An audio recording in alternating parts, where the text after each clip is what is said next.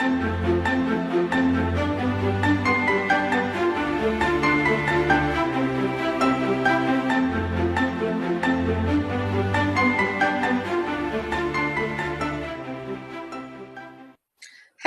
my name is Diana Karamakoska. In this video, we will be looking at conflict management and resolution skills.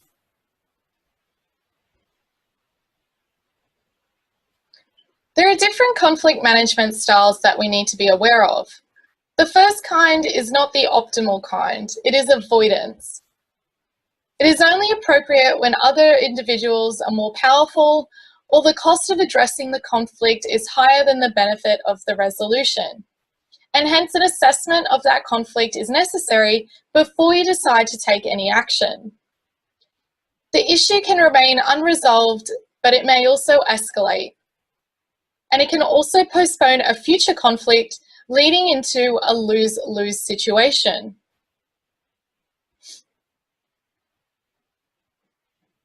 Another conflict management style is accommodation. It's a desire to smooth over the conflict, and the response is cooperative but non-assertive.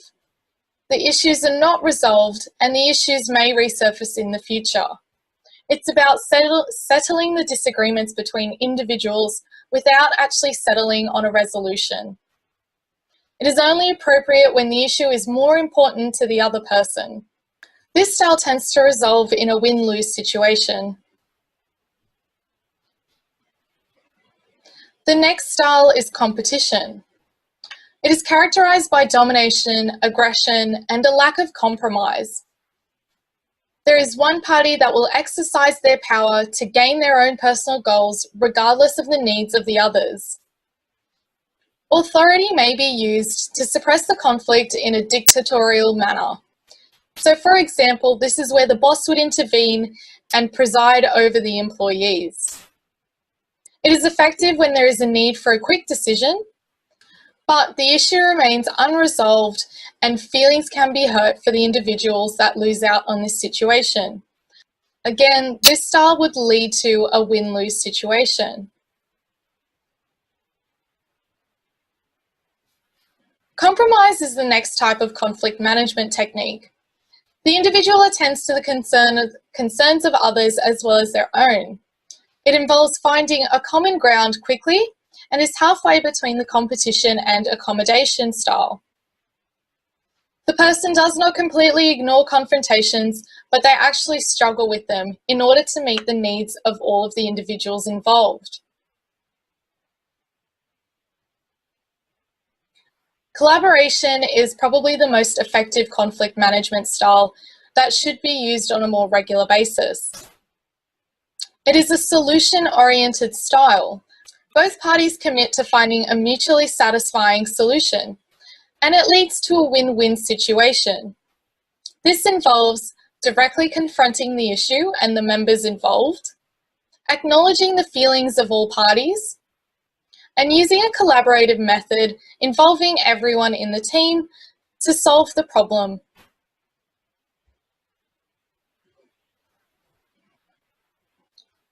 Here are a few strategies for conflict resolution. You must treat others with respect, to treat others the way you want to be treated.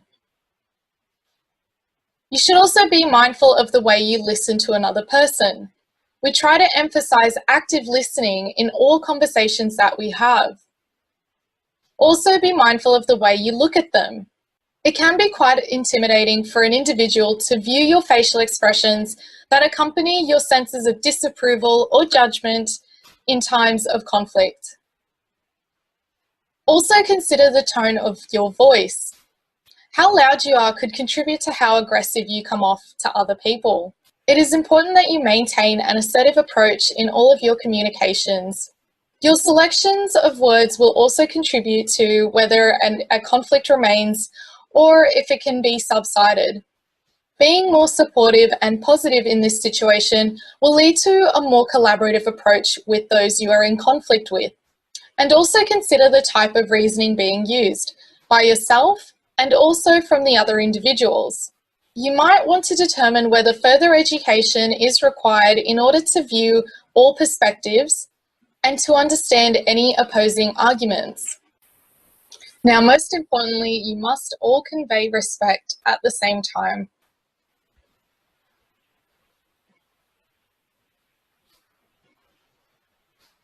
The most important strategy for conflict resolution is to listen until you experience the other side. So it's about being empathetic and also understanding the perspective of other individuals. You should follow Carl Rogers' rule. Each person can speak up for themselves only after they have first restated the ideas and feelings of the previous speaker, and they do it in an accurate way to the speaker's satisfaction.